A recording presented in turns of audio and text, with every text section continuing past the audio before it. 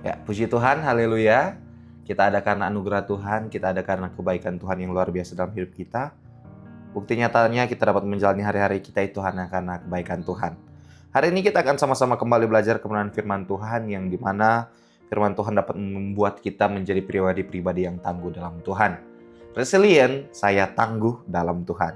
Hari ini kita akan belajar firman Tuhan yang saya berikan judul Tidak Tumbang. Ya, tidak tumbang. Nah, kita akan sama-sama lihat di dalam Kisah Para Rasul 4 ayat 23-31, kita akan melihat satu perikop ini yang dimana menggambarkan suatu hal yang luar biasa yang dapat kita pelajari berkaitan dengan walaupun diguncang tetapi tidak tumbang. Namun kita perhatikan terlebih dahulu bahwa tidak ada hidup di dunia ini yang bebas dari guncangan. Pastinya ada guncangan, ada masalah hidup ya. Kadang yang mengguncang hidup itu adalah masalah keluarga, ekonomi, bahkan dalam pelayanan, masalah kesehatan, tekanan hidup, dan mungkin ada penolakan-penolakan orang. Dan ini merupakan hal yang dapat mengguncang hidup. Nah, dari itu, kadang kita dijumpai sering berpikir bahwa kalau saya ikut Tuhan itu, kita tidak akan menghadapi yang namanya masalah lagi. Namun nyatanya, tidak selalu demikian. Memang ikut Tuhan itu ada damai sejahtera, ada sukacita, tetapi bukan berarti tidak ada masalah yang akan kita hadapi. Bukan berarti tidak ada guncangan yang kita hadapi. Melainkan pasti akan ada guncangan yang kita hadapi, masalah yang kita hadapi. Namun pada hari ini kita akan sama-sama lihat dan belajar dari Kisah Para Rasul. Ya. Kita akan melihat bagaimana respon dari murid-murid, respon dari orang-orang percaya ketika mengalami guncangan yang besar. Ya.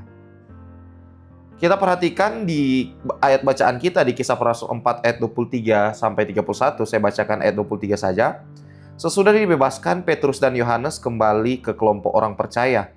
Mereka berdua menceritakan semua yang dikatakan para imam, kepala, dan para pemimpin Yahudi dalam sidang itu. Jadi, kisahnya ini menceritakan bagaimana Petrus dan Yohanes yang dipakai Tuhan dengan luar biasanya menyembuhkan orang lumpuh ya. Namun mereka justru ditangkap. Mereka justru diancam, kemudian mereka dilarang untuk memberitakan nama Yesus. Ini merupakan suatu guncangan yang besar, ini merupakan suatu tekanan yang besar yang datang terhadap murid-murid dan orang-orang percaya pada waktu itu, ya. Secara manusia mereka punya alasan untuk takut. Mereka punya alasan untuk berhenti melayani, mereka punya alasan untuk menyerah, mereka punya alasan untuk mundur. Namun kita lihat bagaimana menariknya respon mereka itu sangat luar biasa. Mereka diguncang tetapi tidak tumbang. Ya. Mereka tidak berhenti melayani. Mereka tidak kehilangan iman. Mereka tidak berhenti memberitakan Injil. Justru mereka semakin berani memberitakan Injil. Menjadi pertanyaannya, kenapa mereka tidak tumbang? Kenapa mereka tidak tumbang? Yang pertama, mereka tidak tumbang karena tetap datang kepada Tuhan. Kisah 4 ayat 23 tadi kita sudah baca, kita perhatikan sekarang ayat 24. Waktu orang-orang percaya mendengarnya, mereka semua bersatu hati berdoa kepada Allah, ya Tuhan yang Maha Kuasa, Engkau Allah yang menjadikan langit, bumi, laut, dan segala isinya. Ayat 31. Sesudah mereka berdoa, tempat mereka berkumpul itu tergoncang dan mereka semua dipenuhi oleh Roh Kudus. Lalu mereka terus memberitakan firman Allah dengan penuh keberanian. Seringkali saat masalah datang, manusia punya dua respon. Yang pertama, ketika masalah datang, mereka menjauh dari Tuhan. Saya capek, saya kecewa sama Tuhan, saya malas ibadah. Namun ada yang kedua, respon yang kedua yaitu ada masalah malah membuat semakin dekat kepada Tuhan. Inilah yang harus kita pegang dan harus kita ikuti. Bahwa sama seperti jemaat mula-mula ketika mereka ditekan, malah mereka semakin kuat. Malah mereka semakin dekat sama Tuhan. Mereka sadar, kalau mau tetap berdiri, harus tetap dekat dengan sumber kekuatan. Dan Tuhan adalah sumber kekuatan kita. Saat diancam, murid-murid tidak menjauh dari Tuhan. Mereka tidak sibuk mengeluh. Mereka tidak sibuk menyalahkan keadaan. Melainkan respon yang mereka ambil yaitu mereka datang kepada Tuhan. Mereka dekat kepada Tuhan. mereka berkumpul, mereka berdoa kepada Tuhan. Sehingga ini mengajarkan kepada kita bahwa saat diguncang, marilah kita memilih untuk tetap datang kepada Tuhan. Jangan sampai masalah membuat kita menjauh dari Tuhan.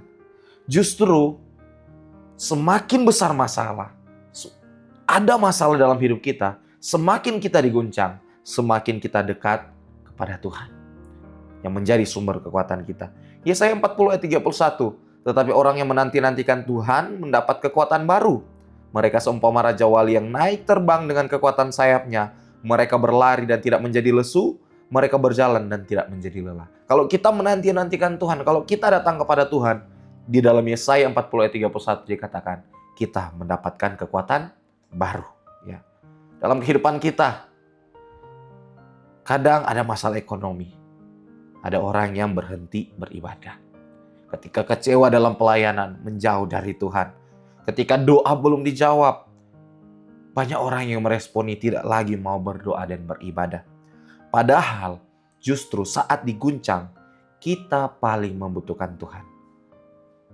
Karena ketika kita datang kepada Tuhan, dalam mengikut Tuhan, manfaatnya luar biasa. Yaitu hati kita dikuatkan, damai sejahtera hadir, iman bertumbuh, tetap punya pengharapan. Sehingga saat hidup berat, tetaplah berdoa. Tetaplah beribadah. Tetap baca firman. Dan tetap cari Tuhan. Yang kedua, tidak tumbang karena tetap fokus pada tujuan Tuhan. Kisah Para Rasul 4 ayat 29. Dan sekarang ya Tuhan, lihatlah bagaimana mereka mengancam kami dan berikanlah kepada hamba-hambamu keberanian untuk memberitakan firman Tuhan. Ya. Banyak orang tumbang bukan karena masalah terlalu besar, tetapi karena kehilangan fokus. Ya. Mulai teralih fokus mereka. Berfokus kepada masalah, berfokus kepada rasa takut, berfokus kepada tekanan yang datang, perkataan-perkataan orang. Akibatnya berhenti melayani, akibatnya berhenti percaya, kehilangan semangat. Namun menariknya di dalam Kisah Para Rasul 4 di sini, murid-murid tidak demikian. Ya. Mereka tidak berdoa kepada Tuhan, Tuhan hilangkan ancamannya, tidak. Tetapi malah justru mereka berdoa, mereka datang cari Tuhan dan mereka tetap fokus akan panggilan mereka. Mereka justru berdoa, berikan kami keberanian ya, untuk memberitakan firman Tuhan. Padahal dalam keadaan masalah yang besar. Artinya apa? Mereka tetap fokus pada tujuan Tuhan. Mereka sadar bahwa ancaman tidak boleh menghentikan panggilan Tuhan. Dan itu harus ada dalam hidup kita. Sama seperti di dalam Nehemia 6 ayat 3. Tokoh Nehemia yang luar biasa. Ya. Saat itu Nehemia sedang membangun kembali tembok Yerusalem. Musuh-musuhnya datang mencoba mengganggu dia, menekan dia, mengalihkan fokusnya, menjatuhkan Nehemia. Tetapi apa yang menjadi respon Nehemia di Nehemia 6 ayat 3? Menunjukkan bagaimana dia tetap fokus kepada tujuan yang Tuhan berikan dalam kehidupannya. Dalam kehidupan kita pun harus seperti itu, ya. Harus seperti itu. Walaupun dikritik, jangan sampai kita berhenti dalam pelayanan. Walaupun kita gagal sekali, jangan sampai kita menyerah. Walaupun ada masalah, jangan sampai kita kehilangan semangat. Ya, tetap tujuan kita tetap berfokus kepada Tuhan. Sehingga jangan berhenti melayani karena kecewa. Jangan berhenti berdoa karena masalah. Tetap lakukan panggilan Tuhan dan fokus pada Tuhan, bukan pada masalah. Sehingga yang menjadi kesimpulannya apa? Kenapa mereka murid-murid orang-orang percaya di Kisah Para Rasul 4 di sana mereka tidak tumbang? Yaitu karena mereka tetap datang kepada Tuhan. Mereka mencari sumber kekuatan kepada Tuhan. Kemudian karena tetap fokus pada tujuan Tuhan. Mereka tidak membiarkan ancaman menghentikan panggilan mereka. Ingat, diguncang itu bukan berarti selesai. Diguncang bukan berarti kalah, tidak.